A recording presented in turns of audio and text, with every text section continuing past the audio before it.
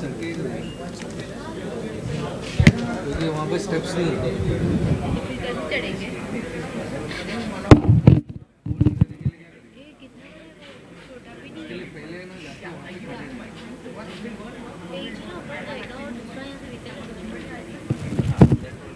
तरी काल तुम्ही दोघांपैकी वर उभे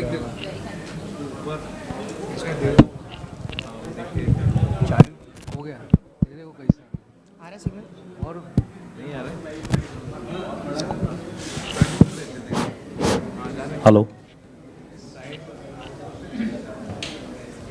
Good afternoon, gentlemen. So, I welcome all of you to this post-lunch session. We are going to have a panel discussion on a very important topic, shaping the boiler industry to meet the future energy requirements amid all the climate risks and what we are talking, the net zero. So I invite all my august panelists to the dais. Mr. Vivek Bhatia, MD and CEO, TKI India. Please.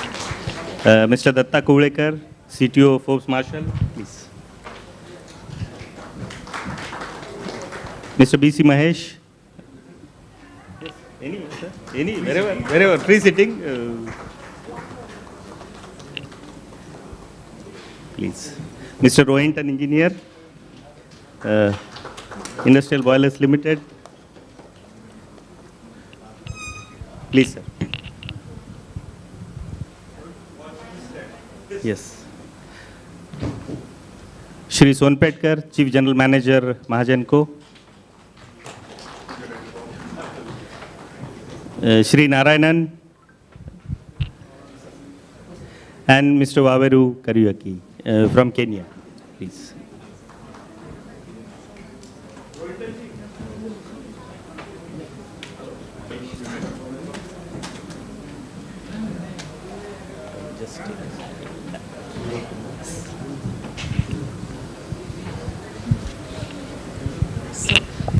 So I would also like to inform that this session is going live and there are lots of viewers who are watching this online. So I would request if there are any other, who want to join this session, please let them come inside and then we will start. So I'll start with the two headlines in last few days. One was there's a McKinsey's report which was published last week on the global energy perspective. What's going to happen by 2050. And the headline is that in any scenario, 40 to 60% of the energy will be supplied by the fossil fuel. So it means that there are going to boilers will be there, fossil fuel will be there, and we'll also have Boiler India. So, but this other dimension to all of these discussions, wherein everyone has committed to COP26, to reduce the temperatures and a commitment to reduce the by 1.5 degree pathway. India also has a Panchamrut philosophy and commitment by our Honorable Prime Minister for the in the COP26 that we will have our non-fossil energy capacity to 500 gigawatt by 2030. Our current capacity is about 150 gigawatt. And we'll meet our 50% of the energy requirements from renewable energy by 2030. Right now we are only at 13%. So imagine, so what will be the trajectory, but this is very fast moving. So in 2008, we have only 3% of our energy requirement was met by renewable energy, and now it's 13% with the growth, So then third is that we will reduce our total projected carbon emissions by 1 billion tons till 2030. Now that's again a very huge challenge. The coal consumption is growing at about 4%, still the less than whatever is the industry growing. And we will have carbon intensity by more than 45% reduced, and by 2070 we'll achieve net zero. Now some of them express that we should prepone that 2070 and rather achieve early. So in this backdrop, there's a lot of challenge for the industry which is based on the fossil fuel primarily so far. How we are going to move towards next 2030, and what should be the policy recommendation changes which should happen. So I've kind of jotted down some of the questions which we would request each of you to give your views. At the end of the session, we'll have each one of you to give some sort of a policy recommendations or suggestions to frame, because what I had discussed with Mr. Antapurkar is that at the end of this conference, he's going to prepare one outcome document, a kind of a vision document to be given to the government, because the conference should not remain only for the seminars and the exhibitors. It should lead to some sort of a very solid policy changes to move forward. So I would start with Mr. Mahesh, that how so Thermax is one of the leading boiler manufacturers. You are heading the largest business unit of Thermax. So really, are you looking kind of this industry? Are there any threats to the the thermal energy, the fossil fuel based industry, and or are there any opportunities? I mean, this whole gamut of the development and the climate, are they producing? Is there a threat, or is there any opportunity which it is throwing? Yeah, thanks Sanjay for this question, and welcome to all for this, and welcome to all my esteemed panel members. I think from a demand perspective, I don't think we are looking at any slowing of demand at a India level for the next at least decade and a half, because the manufacturing story of India, which is just, I would say, in the we are picking up as a country and getting globally recognized. Most of the foreign companies want to have a share in the India manufacturing and want India to be a part of their global supply chain. That one factor itself will ensure that there is a lot of manufacturing which comes up in India. And it could be across many sectors, conventional sectors, new emerging sectors like semiconductors, solar and stuff like that. So I think the demand for energy doesn't come down. And as a country goes through its cycle of becoming a developing country to a developed country, the energy consumption goes up. So I think that's all. I think what will definitely change is in how this energy is produced and how this energy is consumed. And I think in that spectrum lies a huge set of opportunities. So I think for the industry as a whole, I don't see this as a threat.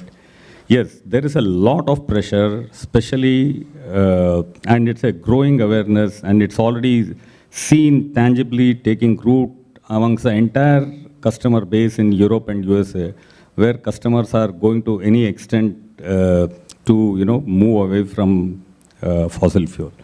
While coal is totally banned, gas is still seen as an acceptable fuel in some markets, but how long that will sustain, at least for the near future, because there is no other good alternative, gas will continue. But this is translating into many of our customers who are from outside India and their suppliers in India who are our customers, making a demand that we need a shift over from coal to something. So in the last 3 years or last 4 years, I'll say, while there has been a huge shift in customers who want to move away from coal, but the challenge is not easy, because it's not just getting to green steam or green power. The question is, how do you marry that with also being commercially viable power? And I think that is the challenge for the industry, making it green while also making it affordable for the industry. And agencies, companies, technologies too can understand this and work on it. And you can see that in India already there's a host of companies. The entire ecosystem of supply side is also developing huge. The entire presence in Boiler India is a great example of how the entire supply side ecosystem is developing. So I think for the next at least decade and a half, I think that's a good period. Yes, there is going to be a lot of change in the way boilers were designed, the concepts which were used for boiler design, the end use cases for boiler design, looking at life cycle cost, looking at life cycle operation, bringing safety, reliability, all those things. But I think companies and which sort of ride this wave well, I think there's a great future for all of us. Good. So I think it's a very positive, what we are looking. I mean, so definitely there is going to be the demand of 6-7% growth. Our per capita consumption right now is only about 1,300 kilowatt hours per, person, and which if we look at, 1,800, 2,000 to reach, there's going to be definitely demand. But the profile of the demand is changing for sure. So in that context now, so TKIL, is looking, a lot of technologies, green technologies, sustainable, Thyssen Group also globally, they are, I think, very big investment in green hydrogen. And today I read that, the European Commission is proposed carbon border tax on whatever steel or there are whole lot of, 10, 15 commodities which will be imported in the Europe. They're going to charge a carbon border tax on that.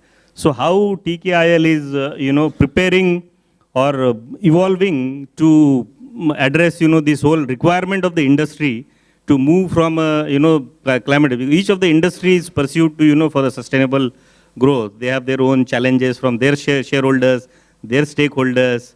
So how, you are looking, your customers, what Mahesh, just said that a lot of customers are demanding, to change, maybe feedstock, maybe multiple, challenges. So how you are looking at this, Yeah, firstly, yeah. So firstly, let me. Please, can you check mic?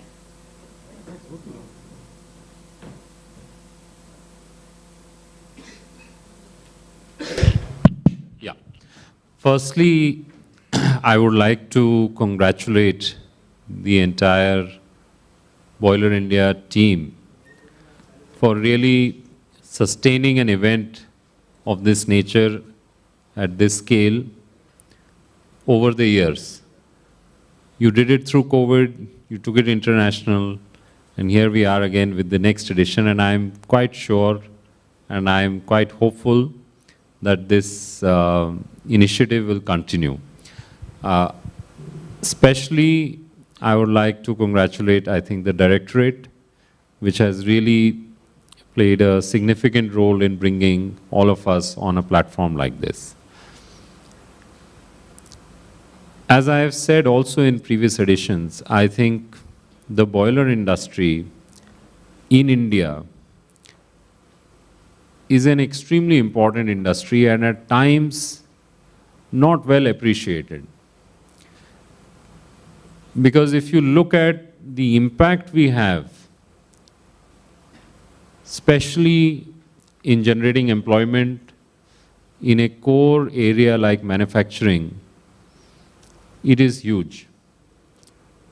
India has a stated objective of going from 16% towards 25% share of manufacturing. And it is industries such as the boiler industry which have to play an outsized role in enabling that transition, in ensuring that manufacturing achieves that stable share in the overall economic setup. For every person we employ as boiler OEMs, I can tell you there are 10 other people who get employed in the supply chain, in the erection, commissioning, execution, and not to speak of all the people who will be employed in O&M. So I think from a strategic perspective in the overall economic growth of the country and the way we want to shape the development of the country, this industry is extremely important. And therefore, I think it is contingent upon all stakeholders to really reflect on how can we shape the future of this industry in a much more positive way.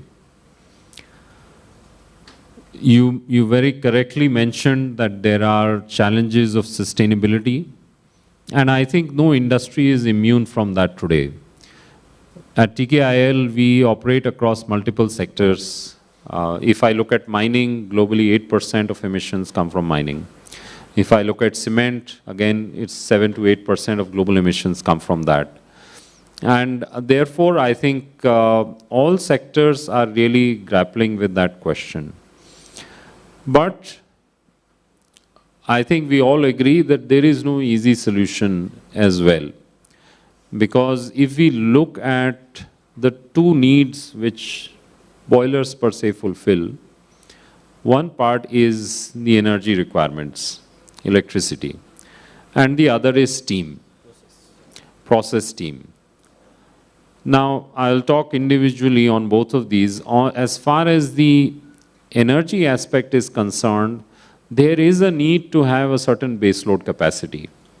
And that is where all current sources of renewables struggle. And if we look at the ability of India to have strategic independence in its energy mix, having stable thermal power is really a critical ingredient of that. So I really agree with the earlier assertion that for the next 10 years, you know, the share of the pie may change, but the size of the pie itself is increasing such that we will continue to see growth in this sector.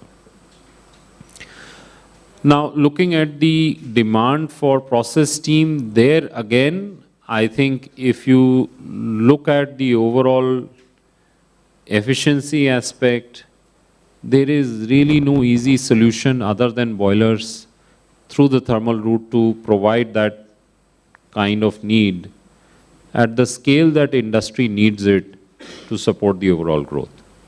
So there again, I can very safely say, again, a certain portion may go to other options, but thermal-based process steam generation is here to stay and will continue to grow.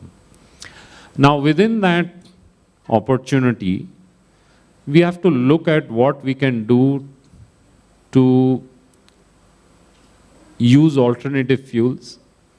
And there, I think, lies a huge opportunity. Because if I take a simple example, we have all been looking at what happens in North India towards the winter months. And there is huge amount of parali. And I have personally had various conversations with government officials, both in Punjab and in Haryana. Very easily, you could sustain 200 to 300 boilers running just on parali.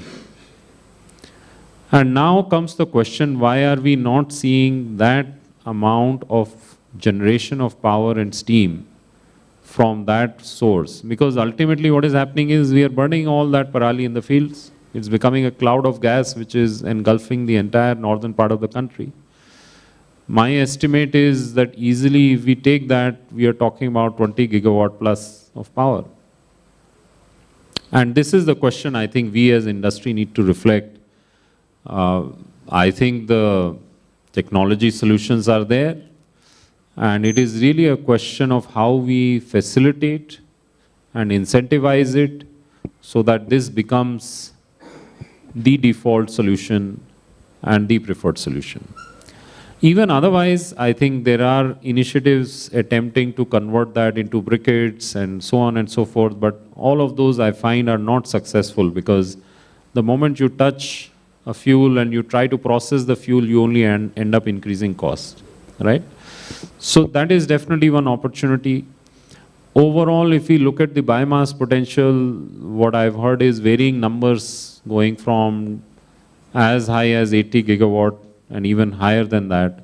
And I think between MNRE, between Ministry of Power, you know, we need to have a discussion that, you know, always there is a statement that there is a certain share of solar that has to happen, there is a certain share of wind that has to happen, but nobody is saying what is the share of biomass-based thermal power that is to happen, right? And we need to bring that into the conversation because it requires a slightly different approach than the conventional ultra-mega power plants for us to incubate and promote this industry. Now, coming back to the earlier point I was making on manufacturing and the impact we have on employment, I think that is again a very important area for us to reflect on as an industry because, you know, we have a thriving ecosystem in India. We have a thriving supply chain which goes down to the manufacturing of steel and tubes, etc. And here, I think we as an industry and all stakeholders have to figure out, you know, how we make that ecosystem even more competitive, but we also at the same time protect it from unfair competition. And I think that requires serious consideration on how we limit or protect the industry from dumping and really create an environment where we make sure that we are not harming the overall ecosystem irreparably. So these would be some of my suggestions and thoughts. And once again, I think it is really platforms like this which provide us an opportunity to talk about industry issues and try as an industry to find ways and means to find the path ahead. Yeah. Thank you. Thank you. Thank you for your opening remarks. And this is a wonderful, kind of a start to a brainstorming station.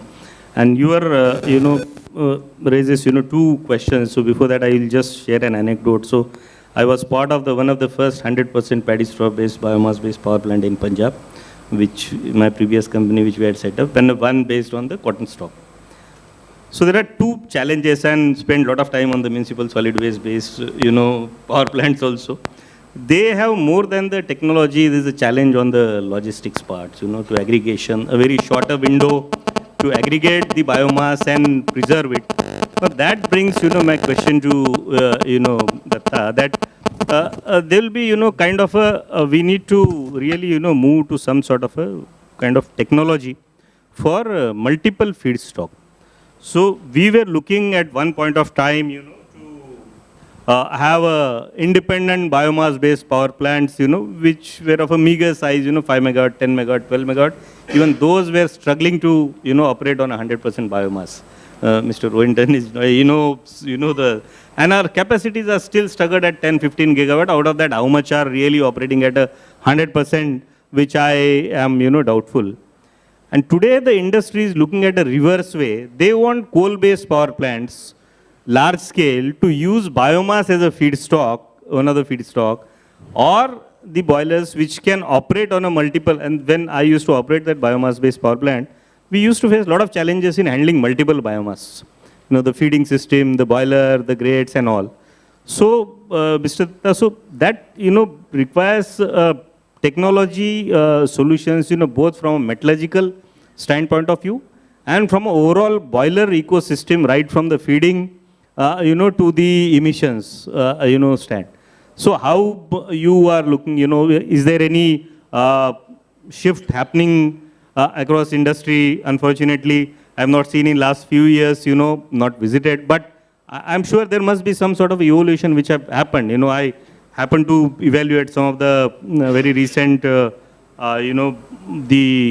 CBG plants attached to the sugar factories, evaluated. But again, I felt there a challenge of availability of multiple feedstock to run those power plants or to run those CBG plants throughout the year. That's the major challenge, which we are going to have.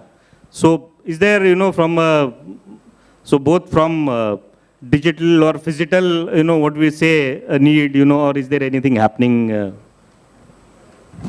Well, I think I'll try to address the biomass question first and then probably react to some of the comments that have been made earlier. First thing is, of course, that, as an organization, we have developed technologies which try to burn as much biomass variety as we can. I mean, now it's not an easy task. I mean, you can't, there's no magic there. We will have to really look at biomasses carefully from the composition, from their density, from various aspects, and then design burning systems, or what you call grates. Unfortunately, there is no single solution that can burn all types of biomass. That's, as of currently, the situation, and I'm sure a lot of R&D can happen. And that's one of my suggestions I'm going to make, is that, Dhavalji, that if let's say, India has set up a 10,000 crore national research fund by the government of India, and I'm sure that some money is going to go into funding of climate change related technologies. Yeah? And if this can attract some part of the research investment where companies can form consortiums or clusters to really look at, like what Tyson Group mentioned about burning of biomass in Punjab, Haryana, and there are no solutions to there. Can there be collective solutions that can come from R&D that is being done by collective organization. I mean, by Thermax or Forbes Marshall or Thyssen Group putting their own individual might together might not result in collective action in a sense. So we believe that by putting things together, can there be a strong consortium that can lead and invest in the right way money that can come from the 10,000 crore R&D fund that is being put into climate change technologies. So to me, that's one clear message. But coming back to the point about, technologies, there are two things, in my opinion, that are really going to be there. One is that you see that why are we talking about steam boilers and why are we all worried about boilers going out of business? I mean, my point is that if you look at the purpose of why a boiler exists, it is to provide, as somebody mentioned, power, and the basic purpose is provide heat. Yeah?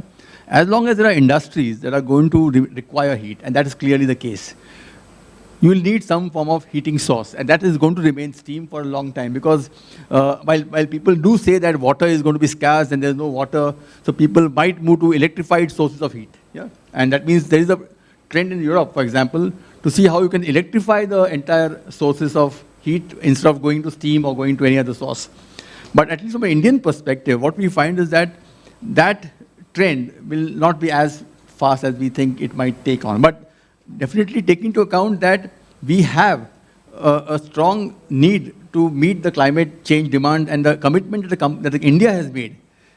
India has made a commitment of being net zero by 2007. Now, I think Professor Yadav mentioned that he would like to prepone it to 2050 or 60. I mean, that's how the science says that if you have to change the global temperatures by 1.5, you can't go beyond 2070. So that's what India has taken the upper limit and said we'll do it by 2070. However, I think there are many interesting technologies that can actually come into play to help us mitigate the emissions as well as the energy efficiency. And the lowest hanging fruit actually, instead of looking only at boilers, look at the boiler and the steam system together. Because typically what happens, all of us are all obsessed about boilers, which is a good thing. But what is loading the boiler is the downstream system. Yeah? And if the downstream system is not efficient, the boiler might be efficient, but the downstream system is inefficient. We have found that the potential for savings is 25% in the downstream process and about 10% in the boiler system. So really speaking, if you do the collective efficiency analysis, I think next time it will be boiler systems India, in a sense I would say. Yeah? It has to be boilers and systems together that can result in collective improvement in efficiency, and that's the low-hanging fruit. So there itself, India can reduce the energy intensity of its processes, industrial processes, by at least, in my opinion, by about, today the current rate of intensity drop in energy efficiency is about 3.5%. And we believe, in fact, I'm part of the TIFAC committee on energy efficiency, and we have set a very ambitious target that in the next decade, can India on an average look at a 5% drop in energy efficiency year on year. And that will result in a great contribution to the energy kind of the goals, the emission goals that India has set for itself. So that is one aspect of it. But coming to the boiler side of things, I'm talking about biomass. I think there are interesting research happening on different types of combustion systems. People looked at biomass gasification as one source. I mean, there have been pros and cons. We ourselves, the company, tried it, and I mean, there are many, there are many issues with that. So I think, in my opinion, the technology that we are looking at today is different kind of air-cooled grates, which are resulting in a better propensity to burn different types of biomass with minimum ash and tar. Yeah? So that's what we are looking at as a way of finding out. But of course, there can be a discussion on what other technologies are around. But to me, as of today, there is no, but a lot of research needs to go into it. But coming from the emissions mitigation perspective, I believe that there are many technologies that are now being available. One mentioned about hydrogen as being one of the kind of challenge to there. We are also looking at carbon capture. And carbon capture, we have now looked at many technologies. And one of the biggest issues is that they are good technologies. But there are no viable, commercial, cost-effective sources of carbon capture sources that we can do. And then what do we do with the calcium carbonate that is formed afterwards? So who is going to take the responsibility of selling it? So we'll have to create an ecosystem for carbon capture technologies which can result in the user and the user of the output that comes from carbon capture. Because, let's say there's a pharma industry. It's going to capture carbon from the boiler. It's going to generate calcium carbonate. What will the pharma industry do with calcium carbonate? So they have to dispose it off. Then they have to have a mechanism for selling it. So that entire ecosystem, that if all boilers, let's say 5,000 boilers that are in Maharashtra, for example, if they decide to implement carbon capture systems today, yeah, technologies are existing. They're not viable. For example, a 1-ton boiler costs you about 10 crores. I mean, who's going to spend 10 crores on carbon capture on a 1-ton boiler? I mean, that's very difficult, right? So there will be a need to do research to bring the cost of this technology down, because to me, carbon capture is actually the only viable thing that we are seeing in the horizon today as an immediate source to all the legacy boilers that are in the market.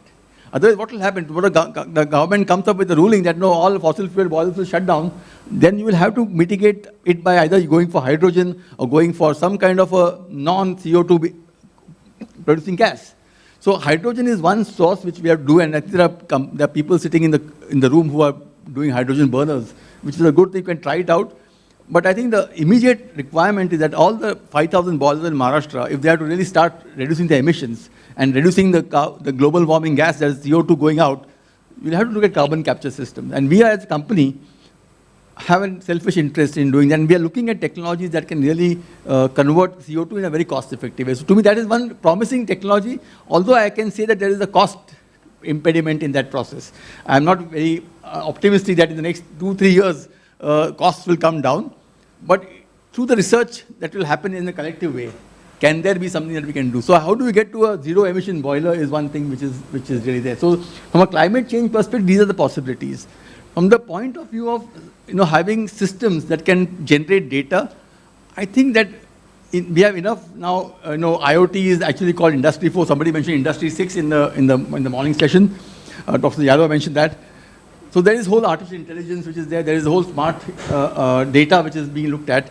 So using that, we already have systems which can optimize the boiler efficiency. And people talked about using 94-95% boiler efficiency.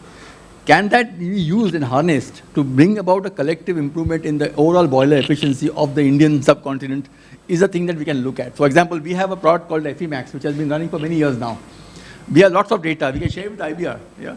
And can we do that to bring about a collective change in the way boilers are running efficiently? Today we are happy if somebody said, I am 60% efficient. That's poor. Somebody says, I'm 95, that's very good. But then there's a wide difference. And what we found is that boilers in the same region are operating with variety of efficiency. One is at 60 and one is 90. I mean, how is that possible? So it means that there are low-hanging fruits that can be easily plucked through rigorous implementation of technology and not just letting every manufacturer to himself in a sense. So for example, if IBR said that if you run a boiler below say 85%, then you will be penalized in a sense. I'm just saying, I'm not suggesting you should do it, but it's a thought that how do you really bring about a cultural change in the way people run boilers?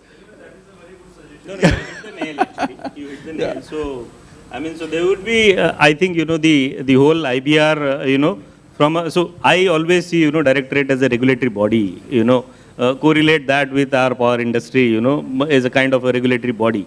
And we need to have, shift to looking at the IBR not only from a safety perspective or, from a materialistic perspective. We need to give this whole approach of emission and efficiency, integrate into the IBR regulations. And so suppose you have launched this boiler manufacturing system, the portal. Can we really monitor, the efficiencies of, the boiler? And just off the cuff, a thought came. So a vehicle industry, today automobile, the government declared that more than 15 years vehicle needs to be scrapped and there is a scrappage policy. So can we have some sort of a policy for the boilers, to scrap more than 20-25 years and incentivize the people? So that will really give boost to the manufacturing also, as well as, improve this whole efficiency, bring in the new technologies into the picture. But really the users have to be incentivized, and at some point of time as a government, as a regulator, we need to take that bold step, that nothing doing the RLA, life extension, beyond certain point is not going to happen. And we will have to stop at that, whatever may be the cost, and people have to move to the new technologies. Because anyways, life extension will have the limitations. Now that brings me, so to Mr. Ravindran. So he touched upon the efficiency, the point. So you have been in this industry, manufacturing, for so many years. And mainly you also cater to the process industry to a very large manner. And today we really do not have, so steam as a service, kind of an opportunity. So I would always like to see BKC as one business district. Why can't it have a kind of district cooling system, as an entire BKC? Why everybody needs to have? So I remember my friend Mahesh Patankar used to work with, World Bank.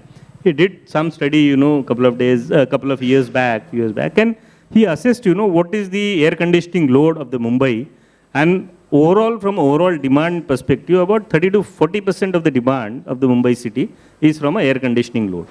And why can't we have those sort of a efficient system in the new business districts which they are, and where, the MIDCs, where why can't we have a steam as a service, there are process, rather than every small unit to have a separate boiler. Why can't, Europe has many of that as a, steam as a service, they provide a lot of, industry. So is there anything which has come to you, has someone approached you, or how is the efficiency evolution happening on a small or mid-sized boilers? Thank you. See, I'll start with first policies and opportunities. So it's an opportunity that sir has given us, Antapurkar sir has given us, and the organizers have given us, that we are sitting all together. And then comes the policies. So we are going to make some policy suggestions. I'll just give you a simple example. I'm deviating a little bit from what you talked about. Let's take what is the policy for hydrogen in India. You generate a wind power in X place, transport it, no wheeling charges, and you generate green gas here and use it or supply it. There is a ready-made availability of rate also declared, okay, I'll pay you so much and you give me so much quantity of hydrogen. So this is what is called policy intervention at the right time. Also, we know that wind power is available for 4 months in a year, which is the maximum. 70% of the power that is produced in a wind turbine is in 4 months. The balance is the rest. So this was a policy, like, okay, when the wind turbines start, when the solar comes in, our power plants, as on today, I've spoken to them, that they have to cut down on their generation, because there are certain peaks that are there in solar and wind and all that. So the policy is a very wonderful thing, that, okay, you allow you to wield the power free of cost and generate it. So that is where I say policy is very important. Now coming back to the policy, like when we talked about biomass, see, the important thing is the market forces are very important. In fact, if we talk about, say, rice straw utilization in Punjab, it's a matter of time because the market forces are working. Indian businessmen are very smart. We should not underestimate them. In that way, what I say is that if they can get a cheaper fuel, they are going to use it. So that is going to be, even if they have some troubles with it, they will use it. Now coming back to, if you put up a 5 megawatt power plant and say, okay, from tomorrow I'm going to start using rice straw. Rice straw is available. But do we have the facilities to harvest it? And it is harvested in the agricultural form, but harvest it in an industrial form. That question mark is always there. So you cannot say that today I've built up a building and say I'm going to sell all the 100 flats or I'm going to sell everything. It's not going to be possible. So this is where the small scale industries come into play. And our MSMEs are very, very competitive. See, if you take a sari, everybody knows what is the cost of a sari, what is the quality, what is the material. So this is the consumer awareness, whether it be industry or the ladies, is there. And looking to that, you have to create these businesses over a period of time. You don't expect everything to happen today. Now, when we talk about statistics, I can say, okay, now I'm going to produce so many megawatts of power in Punjab. But that's not going to be possible. Because we have not laid the roots and not laid the roots deep enough to make it possible. So let's take an example like, suppose Parali is to be used. So if it's decentralized used, so Punjab is a big state. Now if I'm going to put up a 50 megawatt power plant and say all of Punjab rice straw will come here, what will be your logistics cost? You're going to transport through diesel. Instead of that, if smaller industries can use it and produce energy, so that would make more sense. Now, problem is that when you talk about the government of India, how is that government to understand these smaller factions of industry and things like that? So they talk about bigger things. So this is the point I'm trying to make. Even if you want to start up a sugar factory, preferably it is better to start a khansari there, so that sugar cane is sowed, and then you harvest it, and then you can have a sugar factory, because more and more people will plant sugar cane. So this is the point I wanted to make for rice straw. But let me assure the crowd here, is that at no way next 5 years you're going to have the fires burning in the fields anymore. Because it's a cheap fuel, it is available, technology is available, people are using it, and we are going to use it. That's one part. Now, coming back to the other part of climate change and all that. See, we have set up a drastic, I mean, if you are talking about 13% present renewable energy, and now we are talking about going to 50% of our net basket. How is that possible? But just look at things, you know, like technology and things are changing very, very fast. And remember one thing, we are not inventing the wheel. When I mean that, I'll elaborate. The wheel, what was created, still runs the same car, but with a more comfort, with a better tire and things like that. So we are just improving upon the wheel. We are never changing the wheel. So boiler steam engine is the same thing. The boiler was the same design. You put fire, we are generating steam. And today we are doing the same thing, but in a modernized way, in a better way with instrumentation and things like that. So the wheel remains the same. Same is with hydrogen. When the Britishers started making dalda ghee in India, they had hydrogen plants. The technology of hydrogen generation has improved, efficiency has improved, so we are able to generate. So now coming back to it, okay, we are not inventing the wheel, wheel is existing. All technologies that were developed about 200 years back, we are just improving upon them. The fact is that we have to create newer technologies which we move away from the wheel. And that is going to be the bigger R&D question, which I have no answer right now for that. Coming back to the hydrogen. See, we are talking about people saying that if I am generating electricity, then I should convert it to hydrogen and use it in the boiler. I don't agree with that. You will have to look at dual systems. Because whenever you are going to convert, you just mentioned that if I'm going to convert biomass into a pellet, I'm adding cost to it. Same way, if you are going to convert the solar energy into hydrogen and then use it in a boiler, so you are losing a certain amount of efficiency. So you have to look at hydrogen as a storage technology. In the daytime, the boiler is run on a steam, run on electricity, the boiler is running on electricity, and at the night it runs on hydrogen, because electricity is not available. So it is meeting the peak demands. So this is what I think nobody has been talking about in India, or at least the world. But there's no sense of just creating hydrogen to burn in boilers. Ultimately, we'll have to produce electrical boilers combined with hydrogen, which will make more sense because of the efficiency factor that I mentioned. So if you look at the energy balance that we are going to have, in storage of energy, now I'll move a little bit away from the storage of energy. The balance of energy in storage, see, generation in the daytime, 6 hours, we can have abundance of electricity generation through solar. Solar technologies are going to improve. More amount of solar systems will come up, more generation will be there. But then what? How are you going to use that in the night time? So our Honorable Prime Minister got a wonderful idea. It will take time and it will be implemented. If we can have an electrical grid from India to Europe, you have the 5 hours, 6 hours difference of time. So you have generation there in the daytime, where it is night, you transfer here. There it is night, we transfer there. Okay. Today we don't talk to our neighbors, we have problems with them, but all that is going to change one day. Humanity, there were no visas 140 or 240 years back, okay? There were no visa system.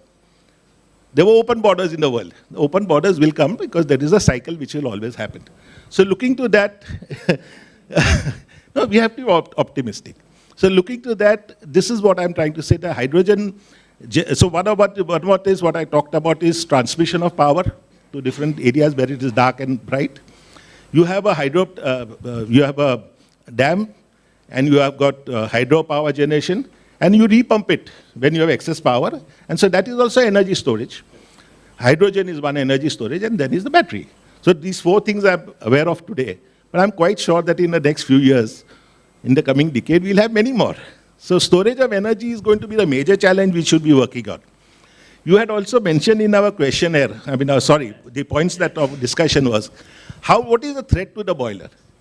See, when we talk about industry 1, when we talk on the stage, Industry 1, and today we are Industry 4. But what was Industry 1? We showed basically a steam engine running. But in one of the exhibitions that I saw in UK, the first engine was created to cut bread. Because if you could bake a bread, but then if you had to crush the atta, it required manpower, which was expensive. So you got steam to crush the atta, to cut the bread. So it became the biggest bakery in London. So that was industry, might be 0.5. So what we are talking about, steam has been there for decades, and it has, industrial evolution started with a boiler. And I don't fear a threat to a boiler industry as such, because the steam has got some very, very good properties. Which if we say that, okay, we'll have an electrical system running, drying a cloth, you might have a cloth burning out. But the steam will not burn out the cloth, because its temperature and pressure is well defined. You control the pressure, your temperature is defined. So these are the certain advantages of steam. And so I feel that the boiler will remain. The source of energy to the boiler will change. Which I meant is, could be electrical and hydrogen together or something like that. When we talk about no borders in our world, ultimately we are also going to talk about nuclear energy. Why do we say nuclear energy cannot be possible? It is a possibility. You can have a nuclear energy here and producing say 50 kilowatts of power. It is done in all the submarines. But the problem of safety is there. When this world becomes good, when we are good brotherhood, and when we can live together, this also will be a new technology, and it's a clean fuel, no pollution, and it can be household equipment. I mean, nuclear boilers can be placed everywhere, and the technologies are going to improve. So mini reactors will come in. So this is a distant possibility. I'm not saying in my generation or in my son's generation, but in later generations, this can be possible. As I said, again, repeating, 40 years back, there was no visas. Visas came in. Same way, visas can go away again. But the most important thing that we have to understand today is the market forces. When we say that X cost is coal, X cost is gas, X cost is that, if I can get a cheaper fuel, I am going to use that. So, aaj ke tarikh mein, you have to only look at what you can make, give a cheaper boiler, give a cheaper product, and a takao system, and an efficient system. Because efficiency is, the cost of energy has to go up, and it will go up. But we have been very lucky. I'm taking some 5 minutes more. We have been very lucky. Have you seen the rate being increased in the last 5 years of electricity? Answer is no. That is because of solar that is coming. So energy is going to become cheaper. But when energy becomes cheaper, automatically we will have more pollution. Because our purchasing power will increase, our coal will become cheaper. And if coal and oil becomes cheaper, who is going to go to renewable energy?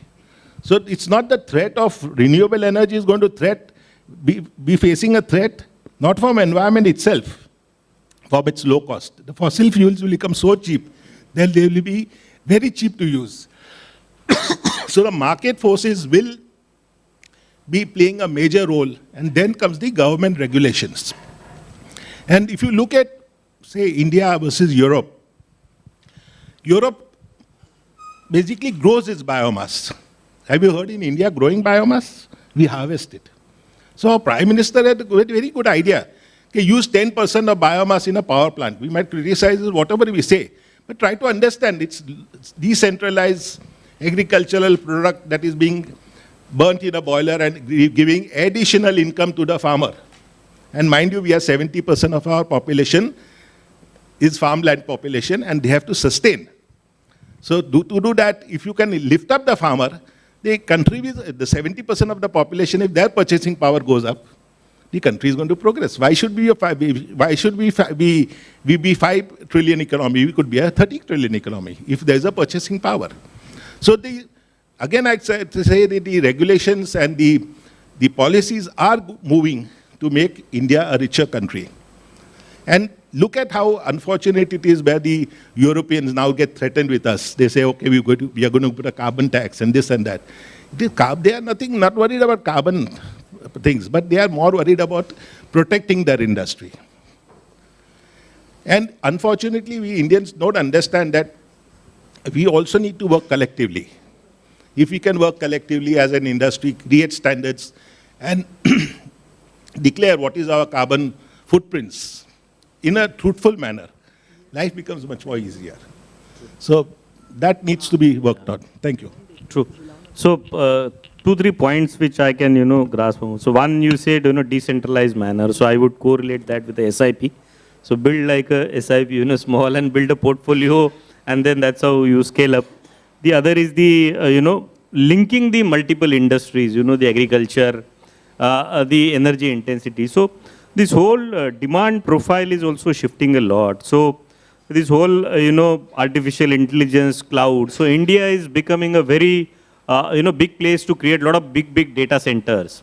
And that itself will change, the demand pattern to a lot, because even though all of the data center companies wants all of their energy to be net zero and renewable, but in real sense, they need a base load. And that's where, so, now, yeah. The first point that I wanted to make, Yeah. that instead of decentralized electricity that you're talking about, Vapi, Ankleshwar, and at least 7 industrial estates in Gujarat, Yeah. because of a policy of the Gujarat government, Yeah. has centralized steam generation. Correct. And steam is distributed. Steam as so that's a good, so, and I think everyone should need, I mean, that's how we'll have to, we can bring emissions down, collectively. So, but the whole demand profile shifting, so we used to know, regulation in power wherein 85% plant load factor for a thermal was a pattern to determine the tariff. Now, I see those days have gone, and I've seen, in 2023, Central Electricity Authority has released a report of what will be the optimal energy mix by 29-30. So, the thermal energy contribution, which is right now is 73%, is going to go down to 37%. And the renewable will increase to significantly, the installed capacity will be 300 gigawatt. When we started solar, no one was, kind of would imagine that it will achieve grid parity within 2-3 years. Everyone was talking, like 10 years time it will take. So that brings different challenge. So to companies like Mahagenco, which is, one of the largest state utilities, so they have 2 challenges. One, to move from the subcritical to the whole supercritical, ultra supercritical pattern to bring down the emission, and at the same time struggle with the load profile and demanding load profile, backing downs. We never, so one point of time I remember one of the policy maker in Maharashtra declared that Maharashtra does not need a new power plant for next few years. So we stalled the growth, and then the whole generation went into the dark. We had the days of 6 hours load shedding, 8 hours load shedding. Then we had, these new power plants. But again, there is a different challenge, so the disruption is happening very fast. And this whole industry is a very long gestation, period industry. To set up one unit, you need 6-7 years time frame. And that 6-7 years changes, the face of the, the energy requirement, transition is very fast on the other end. So my question to Mr. Sonpedkar is how, as a Mahagenco, you are taking these 2 challenge of shifting to the supercritical and, addressing this load variation issue, transition issues, and maintaining the efficiencies. Yes. Thank you, Sanjay. I congratulate this Director of Boilers, because such an interesting topic, that is Energy Vision 2050, is put up here. I want to mention that out of 3M, we are contributing to 2M, sir. Except manufacturing, maintenance and man behind the boilers, we are maintaining, and very low accident rate is there. As you have specified 0.01%. We had some, 2 years before we had one accident at Uran. But most of the boilers we are safely running with the help of engineers passed from Director of Boilers. Thank you for that. One important thing I wanted to mention, our Prime Minister is always mentioning that we are going to be developed nation, from developing nation. So 24 hours of electricity is going to be very important. That whenever we will be making the switch on, then electricity must be there. Gone are the days of load shedding. So that too, we need the efficient power and with less emission. Nowadays, there are 2 things we must be conscious about that. That boiler must be very efficient and it must emit less. So emission depends on fuel quality also, and efficiency depends on the boiler design. So maximum boiler efficiency we are getting at the supercritical boiler, that is 87.7%. That is the design efficiency of the boiler. And subcritical boilers are around 86%. So almost we are getting near design to that after overhauls. But if prolonged overhauls there, we are losing 1 to 2% efficiency. The boilers we scrapped in front of me, that is Khaparkheda 3 into 30 megawatts and Paras 62.5 megawatts. That we are having the almost 79 to 80% efficiency. At that efficiency, we have scrapped these boilers. So as journey of my Mahajan ko see, we are having a different energy mix. That means almost 9,540 megawatts is thermal capacity. Out of that 1980, that is almost 20% capacity is the critical, supercritical boilers we are having. Rest of the boilers are subcritical, but in that also we are having some efficient boilers. For example, our Nasik boilers are with 8 downcomers and pressure is very less, that is around 150 kg. Whereas our Khaparkheda KW boilers, they are coming with 6 downcomers and pressure is elevated to 170 kg. And then we had very first 500 megawatt boilers in India that installed at Chandrapur, that were around 185 kg. And now we are having the supercritical boilers which are running at 250 bar and almost 600 degrees centigrade. So with the aging, we are getting better and better. And now we are going to have the one Bhusal 660 megawatt commission in next month. And we will be installing 2 into 660 megawatts at Koradi also. All these are supercritical boilers. So supercritical boilers have less emission also, because coal factor that is design is around 0.57 kilograms per kilowatt hour. So if we use such type of boilers, our emission rate goes from 0.95 kg per kWh to drastically to around 0.8. So that helps us to reduce the carbon emissions by around 15 to 20%. So next challenge, Sanjay was talking about how you are going to optimize the boilers during the load shedding period or use of renewable energy during the daytime. So for that purpose, we are having hydropower stations around 2500 megawatts also, and gas power stations which can easily pick up within 10-15 megawatts, 10-15 minutes. So Uran gas is around 620 megawatt capacity, that is around 3 to 4% of our installed capacity, and hydropower stations are around 25% capacity. So with the help of this, presently SLDC is managing the grid during the daytime. Of course, thermal power plants are getting around 2000 megawatts in fair season, backing down. That power we are thinking of selling on the exchange, because if we see that Indian grid is one now, because already in Maharashtra there were 2 grids, one KTRT grid and one Nagpur wala VKM grid. So these 2 grids have been integrated. Then it was at national level, and one South Indian grid was the separate grid. Now that is also has been integrated. Nowadays we are exporting to power Pakistan, Nepal, Bangladesh. One of the Chhattisgarh power station is having the separate PPA with Bangladesh. So that care has been taken. Then at Maharashtra level, what we are seeing that the SLDC is giving the backing down during the day period.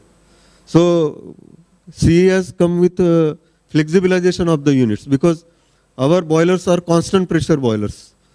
For few boilers we are having the sliding pressure operation. There we will be able to manage, but efficiency loss is always there, because our boilers are designed for constant pressure operation. So with the use of sliding pressure operation up to some 80% PLF we can manage. But below that, for example, supercritical boiler we are having at the Koradi, lot of zigzag schedule comes. At that time we are facing the tube leakage problem. So tube leakages are increasing. So kind of material there usually is very good. That is code case material, P347H material, T91 material, which is the best metallurgy available today. But still with that we are not able to maintain. Some technical changes are required for flexibilization of the. One order for Purley Unit 8 we have already placed on BHL. So, and there is a complete program given by CS by 2026 or 27. We have to flexibilize our most of the, even supercritical boiler also we have to flexibilize that. would So need lot of flexibility is the keyword nowadays. and that would need lot of probably changes in the Changes in the material, system. Right. the designing of the boiler, how you want to have a flexible operation. The technical minimum cannot be 40% and the peak. So the range of the efficient operation needs to, I think, CA insists for 55% flexibilization, or most of the units can run at 55% unit PLF, but 40% PLF is very difficult because oil support is required. Then BFP operation is also needs to be optimized. Then mill operation also needs to be optimized. So after Parli, one of the Koradi 660 megawatt also we are going to flexibilize. Study is going on. Contract is placed on STIAC. So another 2 months they will be studying and suggesting the solution for that. Then Mahajanko is going to have renewable energy. Presently, our installed capacity is around 13 gigawatt. By 2030, we are planning for 25 gigawatt of that. So in that mainly pump storage units. Pump storage units are going to be very critical for stability of the grid because when the power is surplus, Telangana is the good example for that. So when power is surplus, pump the power, and when power is required, of course there is, if you use 100 units, only 70 units can be produced. So that problem is there. Again, 30% loss is there. We are going for energy storage also, and green hydrogen will be having for Uran thermal power plant, Uran gas power plant. There also we are having the proposal for that. So within next 5 years, Mahajanko will be 25 gigawatt with almost 10 gigawatt renewable power. So in that, we will be contributing in flexible power also, we will be contributing in green power also, and reducing carbon emissions significantly. That is how the road ahead of the Mahajanko.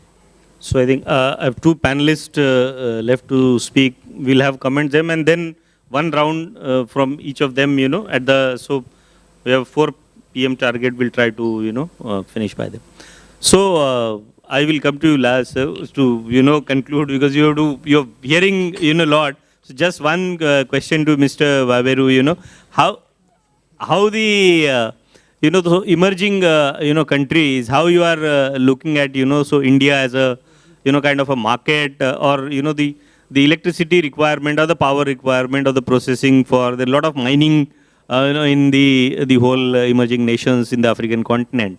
So how you are looking, and at the same time, you are again, having a pressure of the climate change, so the two-prong, challenge, one to become a kind of a developed and to meet the climate risk simultaneously equivalent to the developed world. So how is that as a your country level, you are, taking this issue or limiting to the boiler industry, let's say, or a power or a process industry?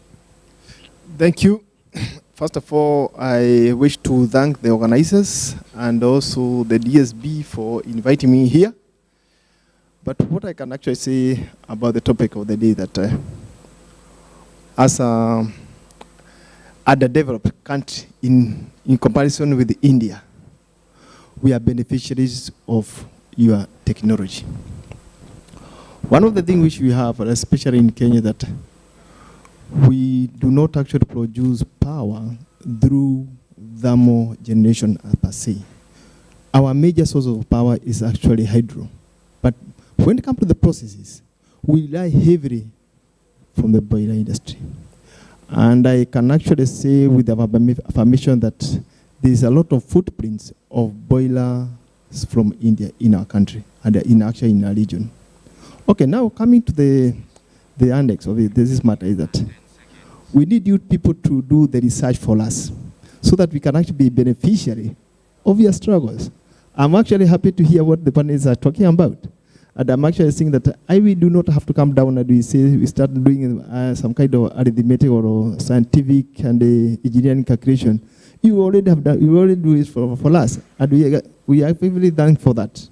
However, these technological stages, they are actually exposing windows of opportunity.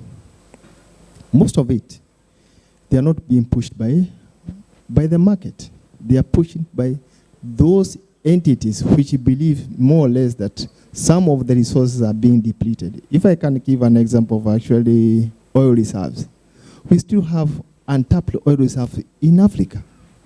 So the issue of actually moving towards the climate change is the element that we need also to encompass what my fellow companies have talked about, enhancing the element of reduction of emissions and enhancing the aspect of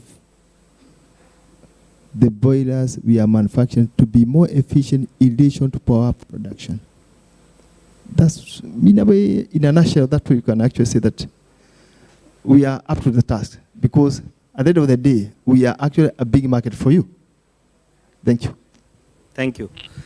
So now I come to Mr. Narayanan, and why I said last, because you had so many years at the Central Boiler Board. You have a bird's eye view, for the, not only for this state, but the across the country, how this industry has evolved in last so many years, and you have heard comments from all of the, so what your view, how you have seen this industry moving, and probably you can visualize where it will be, in the next 10 years, 15 years down the line, or how it should be.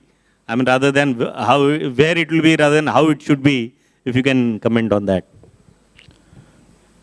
I thank the organizers, especially Director of Boilers, Mr. Andapurkar, for giving me the opportunity, and really wonderful gathering here. To be part of this panel, really I am delighted. We categorize small capacity boilers already to reduce the carbon footprint and to increase efficiency. Already Bureau of Energy Efficiency, we have done some star rating for boilers. If we're able to standardize all the small boilers into category wise, fuel wise, and if we're going to give star rating, then the efficiency, definitely all manufacturers will take care of the manufacturing facility, the manufacturing process, and then burner technique, everything to increase efficiency. And star rating is one of the major things government can. It's a policy decision. You can, if you're going to mandate this as a mandatory thing, definitely all manufacturers will fall in line, and then definitely we're going to increase efficiency. Already we have done some project last 7 years back. It's not the Bureau of Energy Efficiency, already paper is there. We've done some star rating, but since small boilers, 75–80% of the population of boilers, only small boilers in the country. And fuels, everything is not standard. So manufacturers, everybody was involved in that. Small boiler makers were already involved, and if we're able to take it forward, if government of India, if Mr. Kumbar is able to take it forward with the help of Bureau of Energy Efficiency, going to standardize boiler, it will be of great help. Then star rating will be a first step towards increasing the efficiency for small boilers. For medium capacity boilers, as we have told, for instead of making one boiler for each factory, as we have told, in a cluster of industries, for example, dyeing industry, there are 10 industries there. You can have a common boiler, and then thereby you can increase the efficiency. That model we have to evolve. Definitely that will go a long way in reducing the loss of efficiency. Then in pollution also it can come down. Then medium capacity, always process industries are more efficient than directly. Back pressure turbine is efficient than a vacuum turbine. Na? So in that way we can promote for sugar factories. In those way, those industries that they can be promoted, and we can incentivize those industries who are using biofuel. That is one of the ideas of the government. Then for higher capacity boilers, as we are told, we have to go for ultra supercritical boilers. Now a lot of problems are coming in, as he has told. Every day you have to raise the load and reduce the load. Now all designs are to be flexible. So hitherto we are thinking only about creep properties of boiler material. Now you have to go for fatigue material for all the materials used in the boiler. So that is a different ball game, and all the manufacturers will be gearing for that. Then we will be able to sustain that. Then the same way in daytime and all, if solar generation is, then one more suggestion is, now even for solar generation there are a lot of technologies improving is then. There is no tracking is there. Even we are going to get only 30% of, I think, 30% or 15%. You can double it by going tracking, then cloud tracking mechanism. One of the presentations I saw in one recent one fellow has got from BHL ex-employee has got a patent for the tracking mechanism. He is claiming that he can make the efficiency double efficiency for all solar panels. Complete solar tracking plus cloud tracking, everything is having in the system. If you are going to optimize that, then it will be a great game changer. Same way, then challenge is there in the storage technology. Even if you generate more, you have to store it. Then pumped storage is one solution. Pumped storage is the only one solution, and then lot of other solutions you have to. Battery storage is, that will be a breakthrough. That a lot of R&D spending must be done. That R&D government, the government is spending a lot of R&D, and that also is to go into for developing those systems. In this way, I think I covered almost all capacity of boilers. Overall, the majority, the government is going to incentive efficiency. Same way as in Punjab and all, your stubble burning is there. Those areas, if you put power plant there itself, we can reduce a lot of wastage of energy. In that way, wastage of energy can be reduced, and then pollution also be controlled.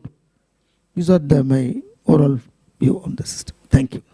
So now I will, so maybe that rating Maharashtra could be one of the first to probably start rating of the boiler, from an efficiency perspective, from the size. You already have segments for competition.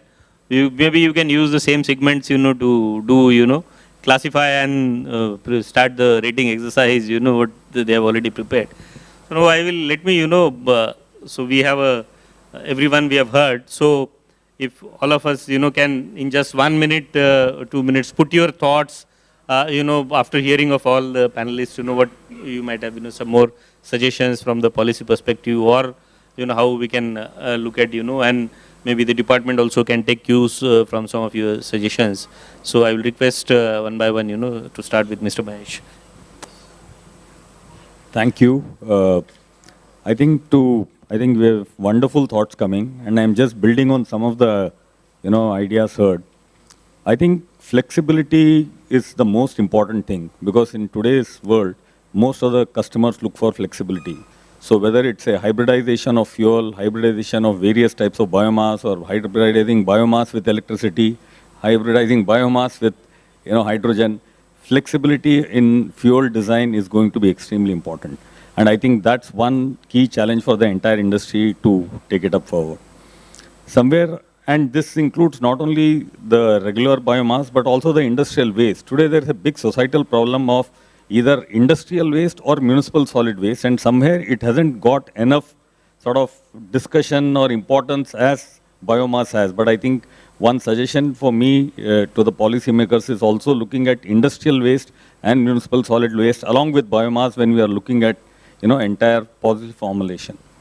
The second is, you referred to cooling as a service and district cooling, and 30% of Mumbai's load comes from, air conditioning demand. I think as a country, which is, then this is very common in European countries, it has become very popular in countries like Singapore and in Middle East, where there's a district common cooling, system, and there's a district cooling companies which supplies chilled water to the industries. In Europe, we have supplied several district heating and cooling solutions using heat pump technology to many Scandinavian countries. And those technologies have started becoming relevant in India, where industries are looking at both heating and cooling in the same application. And heat pumps are a fantastic source of managing it through conventional VAM or through a hybridization. So I think, to me, combination of technologies, hybridization of input, hybridization of technologies to meet various combination of end use cases. If companies are able to get that magic formula, I think that's a great opportunity for the industry and for the consumers to take it forward. I just want to take this opportunity to thank the Director of Boilers and the entire organizing committee to put up a wonderful show, and wishing the show all the best for in the coming years also. Thanks. Well, since I think we have a minute, so I'll probably close in a minute. I think what I could hear, the entire panelists agreeing on that the climate change is there, and there are technologies available to resolve them, but not in different stages of commercial viability. And I think it's time for us then, as a message for the industry also, to get serious about this goal. And if I can suggest a policy change which I mentioned earlier, is that, the need for Indian boiler industry to invest more in R&D. And what I have some data for that, which says that Indian boiler industry is investing about 0.8% of their turnover on R&D. Some of them might be different, but this is the average number. The German boiler industry is investing about 3.5%. Yeah? So which means that the Indian boiler industry has to invest more money in R&D and in pushing some of these climate change goals that we think we are contributing to. So I think it's also a self-reflection of what we do ourselves. We do spend a lot, but I think that the average Indian boiler industry can spend more on R&D. And if there are any policy frameworks that can be created where Indian boiler industry can spend more on R&D, it will be useful. And in fact, as I mentioned to you, this was recently announced by the budget that a 10,000 crore investment fund is coming, as I mentioned that earlier. If there can be some way of putting industry, academia together and the boiler directorate at the central level or at the state level together, we can create a harmonious engagement in a sense. So that's my pitch for Double G to take up with the government. Yeah. No, I think a very interesting and fruitful discussion. From my side, I would say there would be three things that I would pitch for. One is in the overall national policy on power, there should be a clear, allocation of how much will come from biomass-based generation, right? So there is solar, there is wind, but there should be biomass-based generation, and I fully agree with the comments on the panel. These have to be smaller sized, because beyond 20 megawatts, it becomes very difficult with logistics. But we need to put a target so that we can start working towards it. So that is, I think, point number one. Second, I think we seriously need to pitch as an industry and through policymakers as well in the room for some kind of PLI for the boiler manufacturing industry. If a country like Singapore can have PLI based on employment, why can't we talk about PLI based on employment generated through boiler manufacturing? And I think that can be really transformative for the manufacturing ecosystem in the country and also improve competitiveness and the cost points at which we are supporting the overall growth of the industry. So I think PLI we must pitch for. And thirdly, I would say, we need to really look at the waste segment and, fully agree with what the co-panelists were saying. I think that is a completely, it's almost like an afterthought. There was a lot of initiative around Swachh Bharat, but I think we've completely lost our way in that entire topic. We need to bring it back into center stage, because the rate at which urbanization is growing, we really need to think very, very seriously about waste to energy solutions in the Indian development context. So those would be my three recommendations. So can I ask a question? Yes, please. We have discussed a lot about biomass as a fuel.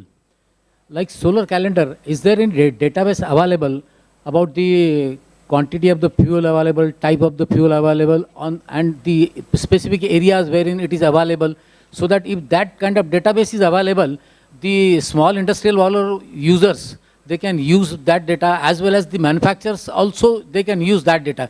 Because there is a lack of information about that what exactly kind of biomass fuels are available, where they are available, and at what cost they are available.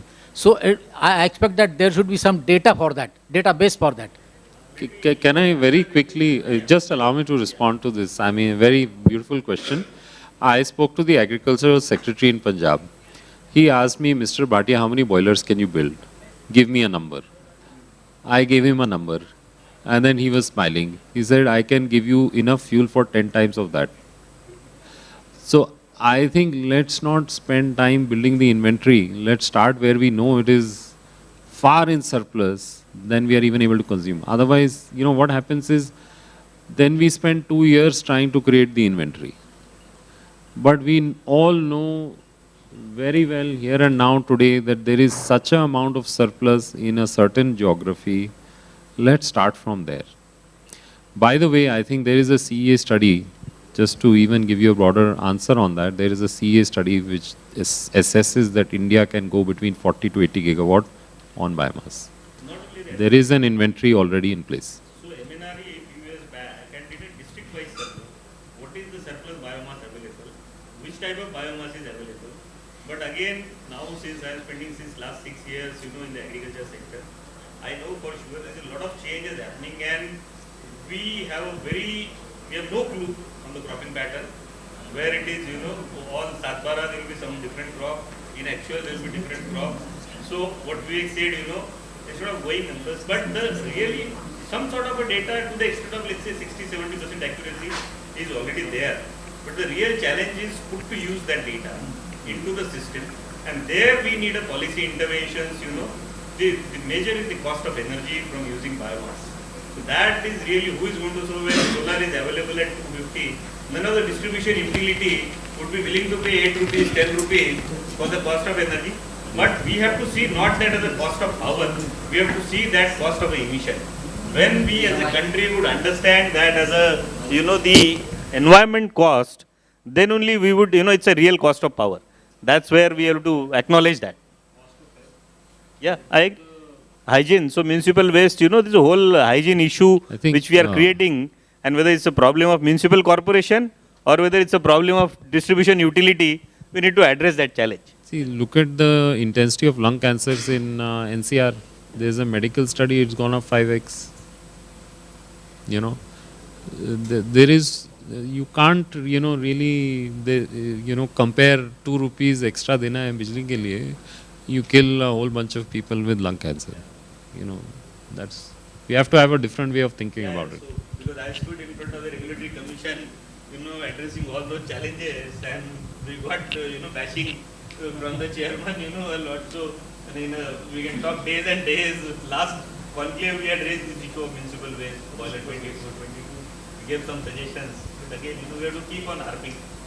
Just to add to this, this data is available. Terry does a very good job of collecting this data, and they update this every 5 years. So Terry in Delhi has a good database. The second source is in the last 4 years, there are many online biomass sourcing platforms which have come, and 2 of them are in this exhibition.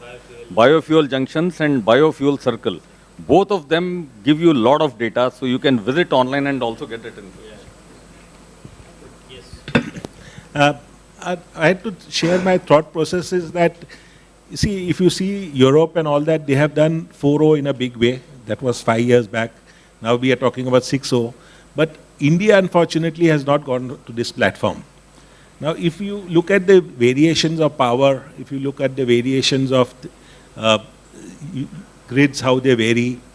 So what we need to mix together is artificial intelligence with 4.0 or say 6.0 will solve majority of our problems. And we need to have human-machine interfaces where the machines to machines will talk with each other. So this is ultimately is the cloud that's going to do it, but the machine-to-machine interfaces has to be worked on. And the boiler industry today, when we talk about automation, we are far, far away from 4.0. So this is something which we need to look at, and IOS and all that is basically past tense. It's going to be 4.0 or 6.0, which will be the future for our boiler industry. Thank you. Good afternoon. Time is ticking for emissions. So we must be very positive about the use of biomass fuels and all that. Then second one, I remember when these mobile devices were come, suddenly electricity demand was raised by some 20,000 megawatts, etc. Nowadays, electric vehicles are coming because all our cities are becoming gas chambers. Kanpur, Nagpur, even Nagpur, Pune, Bombay, that way it is better. Delhi, we are always listening to the air quality index. So electrical vehicles will also have impact on our power generation because charging stations will be there. So that impact also we have to consider for cleanliness. Then second is for thermal power generation, these boilers, as Sanjay has said, up to 2026 only replacement policy was allowed. So now new installations are coming, but old installations should not be discarded. CA has given the program up to 2040. That 2000 up to 2030, they should not discard any boiler. Instead, they should go for renovation and modernization. So further 10 years we can extend. And we are always talking of renewable energy on all forums, but its efficiency is only 20%. If you want to replace Mahajanko, for example, thermal power, 9,500 megawatt, almost 50,000 megawatt installations will be required. Then only it is possible to have net zero or like that. So that must be addressed. That's all from my end. You want to add anything, or we can? Okay. Anyone has question? Okay. Now let me take a liberty as a moderator to conclude and some of the points as a policy. What? So I would see a lot of opportunity for some sort of a startups to introduce in this industry. I see many of the companies are very age-old companies in this sector. We need a very lot of innovation to bring a kind of a partnership. What this schooling service or STEAM as a service. We need to bring platforms, technology companies. So that sort of will shift this industry. Second is maybe if we can have what R&D fund you are saying. So India already has a national clean energy fund. We would have few years back it was 70,000 crore fund. So we collect 400 rupees per ton of coal as a tax, carbon cess, and that's going into the national clean energy fund. Some sort of that fund can be allocated for efficiency improvement of the boiler, R&D. Maybe a state can demand and the Directorate of Boiler can be a nodal agency for monitoring and distributing of that R&D fund. What is really the need? The targeted investment, targeted improvements, that. And if we can have some sort of a forum of the key industries. So every CII, FICCI, they always have bodies of different industries. But maybe if from the state, Maharashtra, if we can have, there are a lot of large manufacturers, supply chain industries are there in Maharashtra. If we can have a select industries forum and to continuously do some sort of workshops, because when I was writing, with this kind of panelists, we can go on and on, discuss days and days. But for each of the topic, maybe if we can, if as a forum, they can meet regularly with the regulatory, as a DSB, as a regulator, and bring some sort of a solution and get the government to involve. I think then only we will be on a fast track and to move, because there are multiple departments involved. We need to bring them on the forum, and with the industry. So I think if that can be a, I thank all my panelists, for sharing this and enlightening the audience and giving their really, wonderful thoughts. And I think we have to give each of the panelists. So I invite Director Shri Antapurkar sir on the dais, if you can give, your views, and we can also, give the mementos. I hope I lived to your expectations of the kind of, discussions you wanted. Thank you.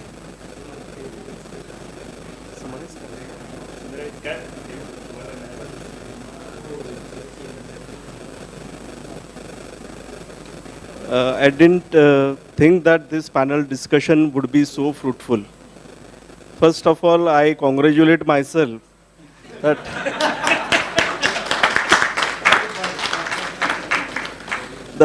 this idea has come to me. I think we are very good organizers. Basically, we want to shift from regulators to facilitators. That is our main objective. And whatever we have heard from you, so we think that we are doing nothing. There are a lot of opportunities for us to do. Now that we have reduced the boiler accidents, I think we should move or make our views more broader in that sense. And in the same sense, we had carried out this efficiency monitoring of 75 boilers. And to our surprise, the efficiency was less than 60%. For boilers which can give 87% efficiency. So that much efficiency improvement possibility is right now available with us. So why not do that first? So how do we do that?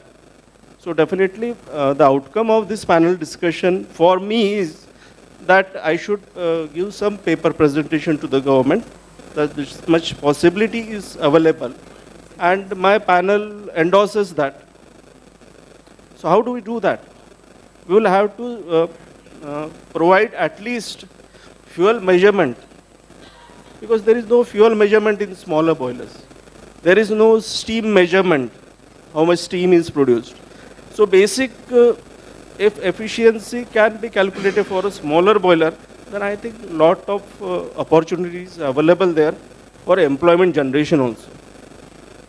Lot of energy auditors are available who can do this work at a very minimum price, and that can be endorsed or given by the government. So that can be an outcome of this panel discussion. That is what I suppose.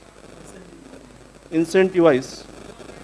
So instead of giving PLIs to the manufacturer, I think we should give the PLI to the user first. So I think that is a takeaway for me from this panel discussion. Thank you. Thank you, sir. Let's honor each of the panelists. Please get the mementos. And a very big thank you to you all. Thank you. Wonderful discussion we had.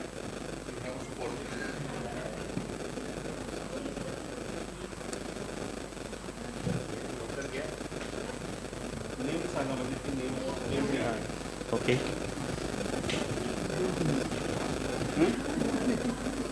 Okay. So, Mr. Narayanan.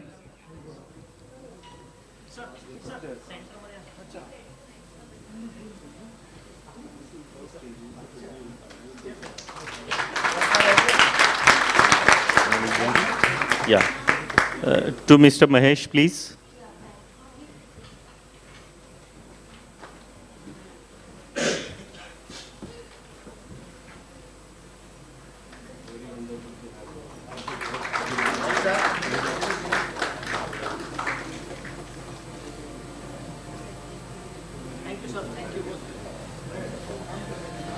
Mr. Datta.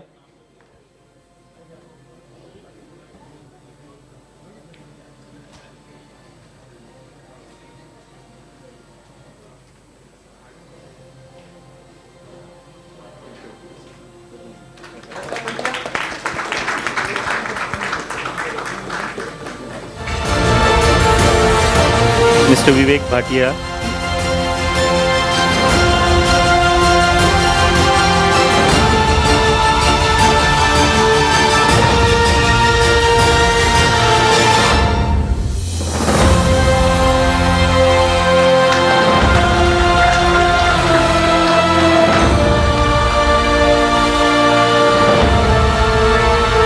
Mr. Rohinton, engineer, please.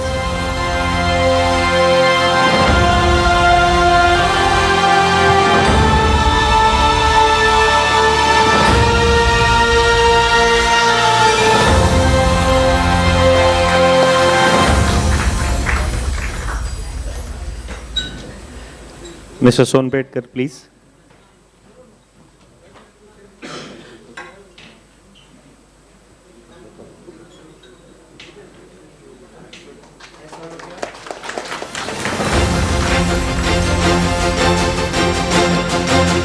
Mr. Waveru, please.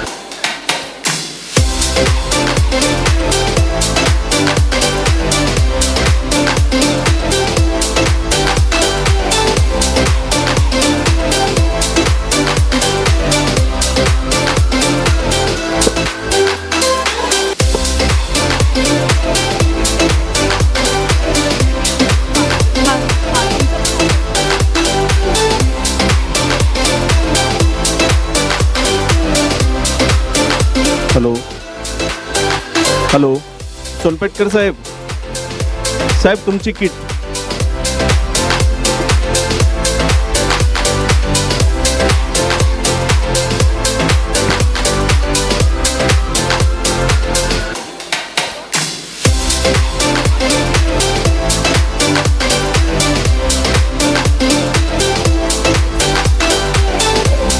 Vivek Bhatia sir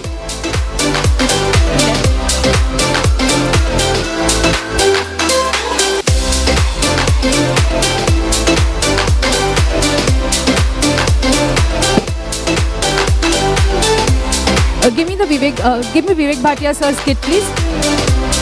Vivek Bhatia.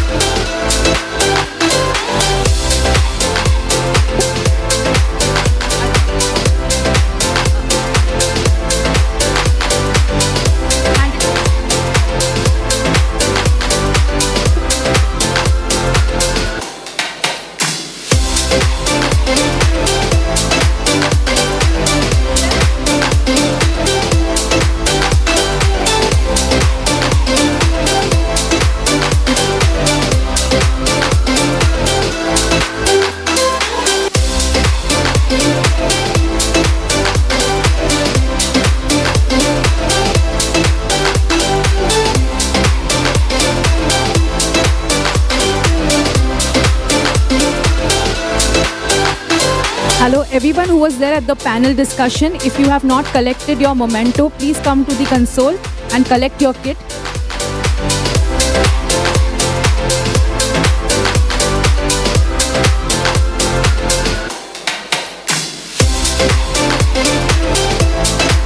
I repeat, I request all the panel members to come to the console and collect your kit which has the memento if you have not collected it on stage. Thank you.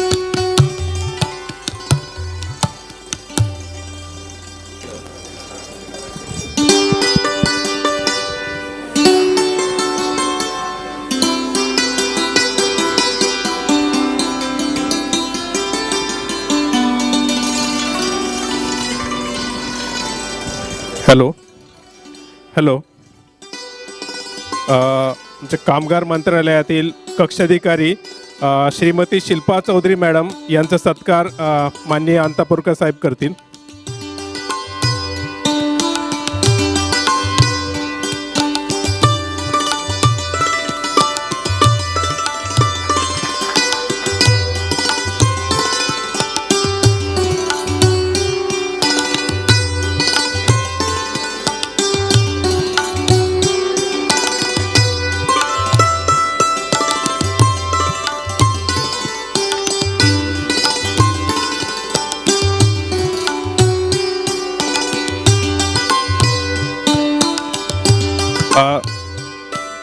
कामगार मंत्रालयातील Shrimati Snehal Dandge madam यांचाही सत्कार अंतापूरकर साहेब करतील.